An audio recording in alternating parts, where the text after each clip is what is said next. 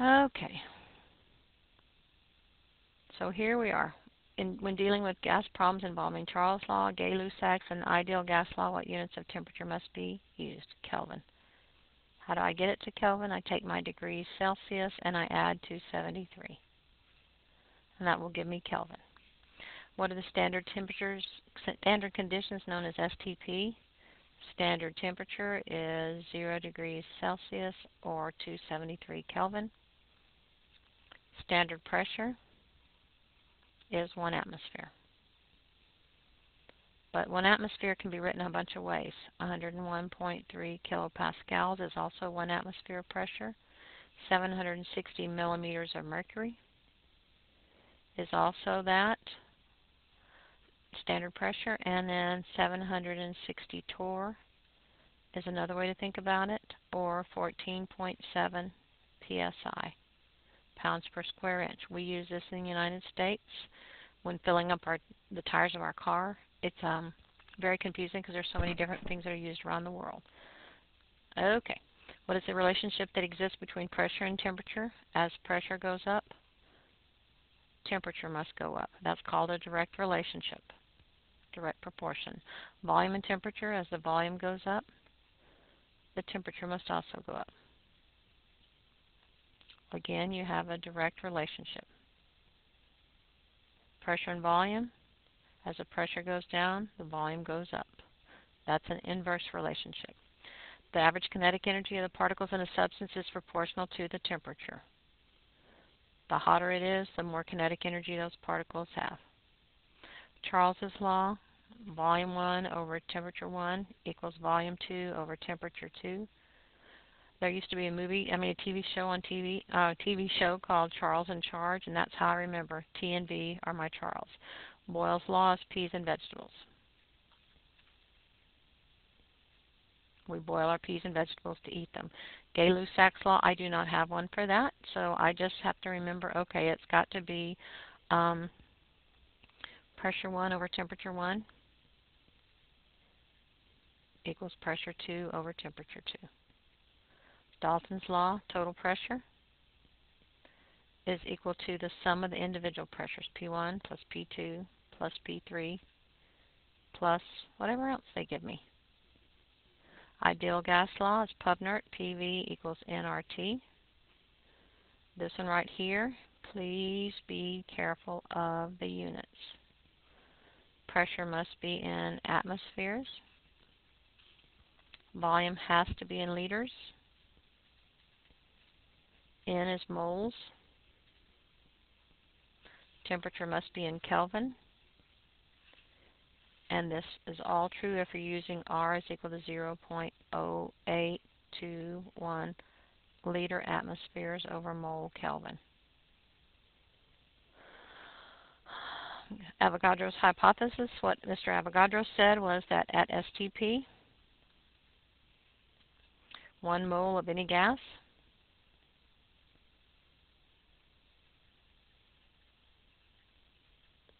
is equal to has a volume of 22.4 liters.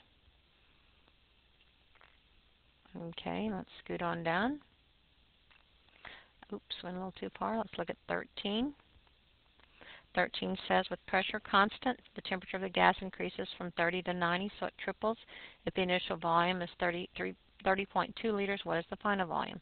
So we have T1 is 30 K, B1 is 30.2 liters,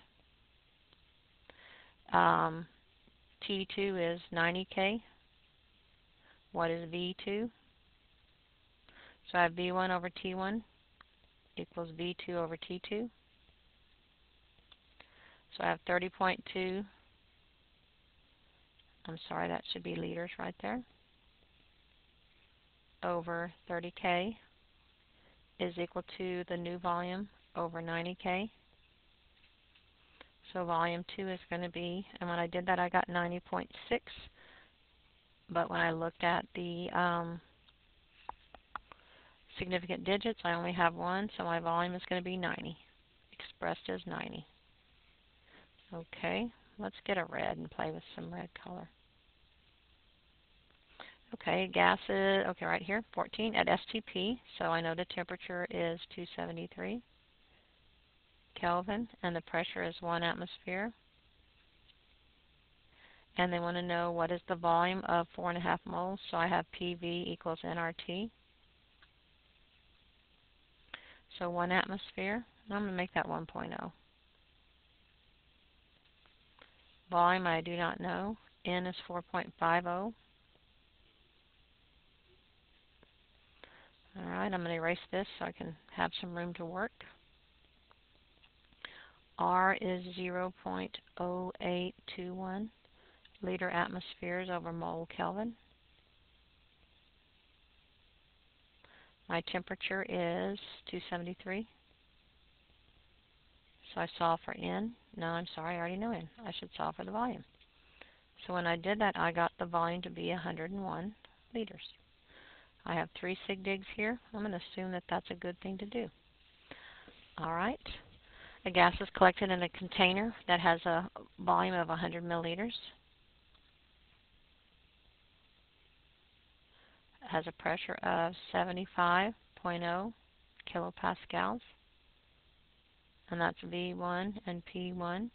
And if the gas were collected in a 300 milliliter, what would be the pressure? So it should go down because I'm in inverse proportion. P1 V1 equals P2 V2.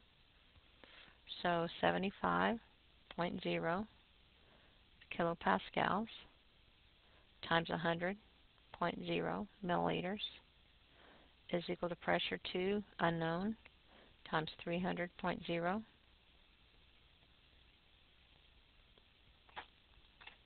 So for number 15, I got 25, and I got 25.0 because I wanted 3 significant digits.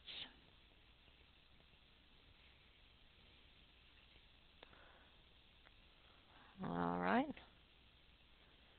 We have 16 through 20 still to go, so let's knock those out. 16 said a container holds 3 gases with a total pressure of 3 atmospheres, so there's my total pressure. I have a partial pressure of 1.00, and the second gas has a partial pressure of 0.40, and I'm looking for pressure 3. So pressure 3, when I did it, I got 1.6, and I only want 2 significant digits. All right. This should be at 110, so temperature. Temperature 1 is 110.0 degrees Celsius, but I'm going to change that to Kelvin by making it be 383 Kelvin. And volume 1 is 79.1 liters. And pressure 1 is 1.70 atmospheres.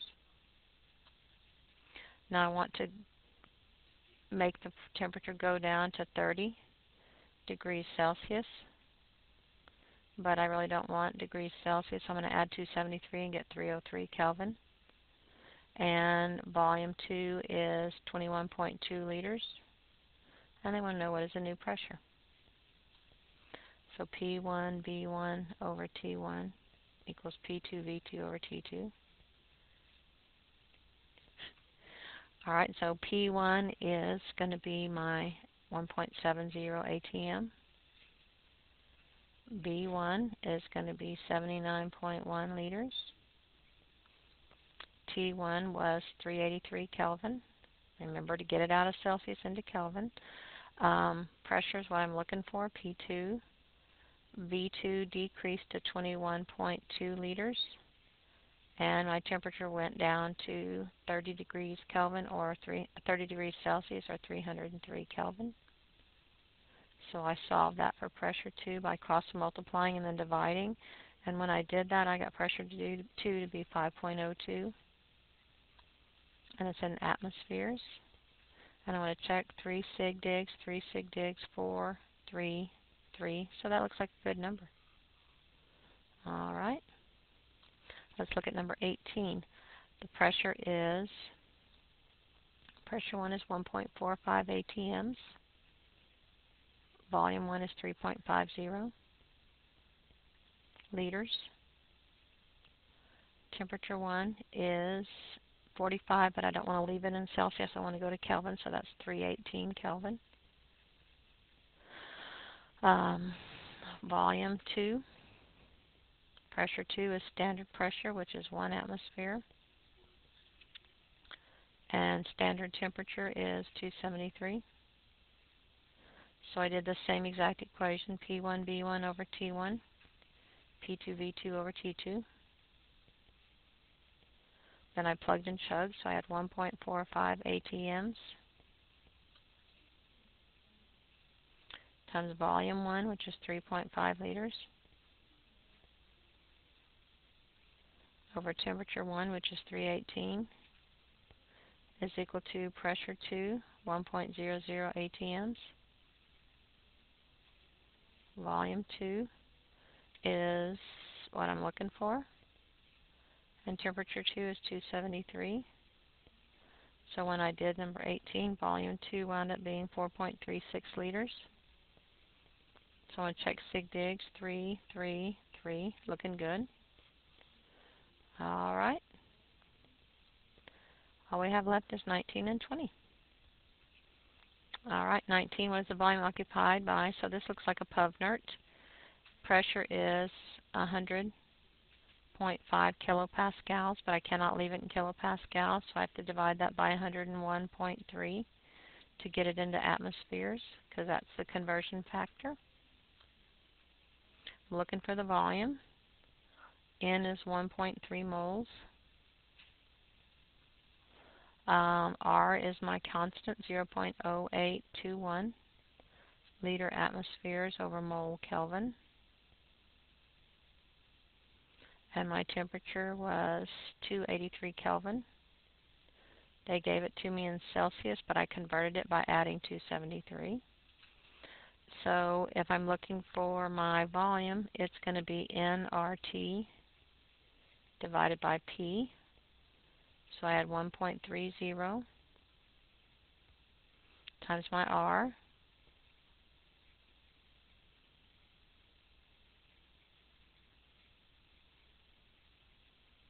times my temperature of 283. And all that get divided by the pressure. The pressure was whatever, 100.5 divided by 101.3, and when I did that I got 0.9921 atmospheres. So when I did all of that math, my volume was 30.5 liters. And that checks out with my sig digs, so it looks good. Okay, how many grams of nitrogen? So I'm going to do the same thing. And I'm going to say, well, the pressure is going to be 740 over 760, because it was in millimeters of mercury, and I need to get it into atmospheres. And that's 0.9737. Volume was 10.1. And the temperature was 273 plus 101, which was 374 Kelvin. So I solved for N. And when I did that, I got N to be 0.320 moles. But it's nitrogen, so that's N2. They wanted grams. I said, well, 1 mole of N2 is 28.0 grams of N2. So my answer came out to be 8.97 grams of N2. Alrighty, we're done.